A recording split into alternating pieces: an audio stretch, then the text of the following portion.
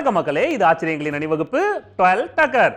நமக்கு நண்பனா இருக்கிற மிருகங்களோட லிஸ்ட் எடுத்தா அதுல எருது கண்டிப்பா இருக்கும். அப்படிப்பட்ட எருதை பத்தின 12 டக்கரான தகவல்கள் உங்களுக்காக.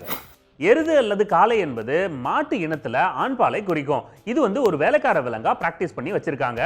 அது மட்டும் இல்லங்க, இது பார்க்கறதுக்கு கம்பீரமா வெள்ளையா பெருசா இருக்கும். ஆனா உழவு ஓட்டும், வண்டி இழுக்கும், இந்த மாதிரி வேலைகள்லாம் செய்யும். உலகம் முழுக்க நிறைய எருதுகள் இருக்கு. பார்க்கறதுக்கு கம்பீரமா இருக்கும், ஆனா பரமசாது என்ன மாதிரி. எருது அப்படிங்கிறது மாட்டு வண்டி இழுக்கிறதுக்கு, சவாரி வண்டி இழுக்கிறதுக்கு, அதாவது சவாரி வண்டினா இந்த மாதிரி பால் வண்டி இந்த மாதிரி விஷயத்துக்கும் யூஸ் பண்ணுவாங்க. அது மட்டும் இல்லாம செக்கு இழுக்கிறதுக்கும் நீர் இறைக்கிறதுக்கு யூஸ் பண்ற இயந்திரங்களை ஹேண்டில் பண்றதுக்கு எருதை யூஸ் பண்ணுவாங்க.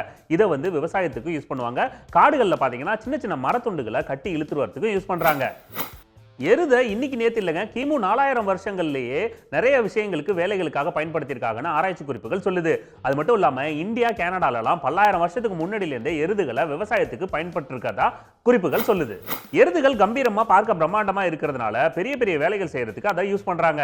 ஆனா அதுக்கு மூர்க்கதனம் இருக்கும் இல்லையா, அதனால என்ன பண்ணுவாங்கன்னா எருதுகளோட ஆண்மையை நீக்கிடுவாங்க. அதனால அதோட ஆக்ரோஷம் கண்ட்ரோல்ல இருக்கும், அதை ஈஸியா ஹேண்டில் பண்ணலாம். எருதுகள் இந்த உலகம் முழுக்க இருக்கிற விவசாயிகளுக்கு நல்ல நண்பன் அப்படின்னு சொல்லுவாங்க. ஏன்னா விவசாயத்துக்கு தேவைப்படுற எல்லா விஷயத்தையும் எருதை வச்சு செஞ்சுப்பாங்க. பார வண்டி இழுக்கிறது, சவாரி வண்டி இழுக்கிறது, அப்புறம் நெற்கதிர்களை ஏத்திட்டு போறதுக்குன்னு எருது ரொம்பவே விவசாயிகளுக்கு உதவியா இருக்கு. வேலையில ஈடுபடுற எருதுகளை கட்டளை இடுறதுக்கு ஒருத்தர் இருப்பாங்க. அவங்களுக்கு பேரு எருது இயக்கி அப்படின்னு சொல்லுவாங்க. அவங்களோட கட்டளைகள் எல்லாம் உடல் மொழி கட்டளைகளா இருக்கும், இல்ல வாய்மொழி கட்டளைகளா கூட இருக்கலாம். இங்கிலாந்தோட பாரம்பரியத்துல இழுவைக்கு யூஸ் பண்ற இளம் ஆண்மை நீக்கப்பட்ட எருதுகளை ஸ்டியர்கள் அப்படின்னு சொல்றாங்க. அந்த எருதுகள் வளர வளர அதோட ட்ரெயினர்ஸ் என்ன பண்ணுவாங்கன்னா சைஸுக்கு ஏத்த மாதிரி குச்சியையும் கயிறையும் வச்சு ட்ரெயின் பண்றாங்க. வேலை செய்யற எருதுகளுக்கெல்லாம் லாடம் கட்டுவாங்க, ஆனா எல்லா எருதுகளுக்கும் கட்ட மாட்டாங்க. அந்த எருதுகளோட குழம்பு பார்த்தீங்கன்னா பிளவுபட்டிருக்கும். அதுக்காக 2 லாடம் தேவைப்படும். அதனால எந்த வேலை செய்யுதோ அதுக்கு ஏத்த மாதிரி எருதுகளுக்கு லாடம் கட்டுவாங்க. எருதுகள் நல்லா ஹைட்டா ஜைஜாண்டிக்கா இருக்கிறதுனால குதிரைகள் மாதிரி ஈஸியா லாடம் கட்டிட முடியாது. முன்னாடி எல்லாம் பாத்தீங்கன்னா மரத்தாலான லாடத்தை யூஸ் பண்ணிட்டு இருந்தாங்க, இப்ப உலோகத்தாலானதை யூஸ் பண்றாங்க. அதே மாதிரி இந்தியா உட்பட பிரான்ஸ், ஆஸ்திரேலியா, ஜெர்மனி, அப்புறம் கனடா, அமெரிக்கா இங்க எல்லாமே லாடம் கட்டுற பழக்கம் இருக்கு.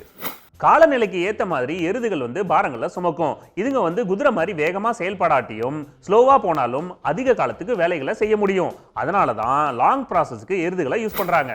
நம்ம ஊர்ல எருதை வச்சு வேலை செய்வாங்க, ஆனா சீனால எருதை வச்சு வருஷத்தையே கணிக்கிறாங்க. அதாவது எருது வருஷத்துல பிறந்த மனுஷங்க எல்லாம் நல்ல உழைப்பாளியாகவும் நல்ல ஸ்ட்ராங்காகவும் அதே நேரத்தில் கோபம் அதிகமா வர்றவங்களாகவும் இருப்பாங்க அப்படின்னு சொல்லி அவங்க கணிச்சிருக்காங்க. அப்போ நான் எருது மேன். இந்தியாவில் எருதுகளை வச்சு பல விழாக்கள் கொண்டாடப்பட்டு இருக்கு. குறிப்பா தமிழ்நாட்டில் பார்த்தீங்கன்னா எருது ஓட்டம் அப்படிங்கிற மாடு மாலை தாண்டும் விழா நடத்துறாங்க.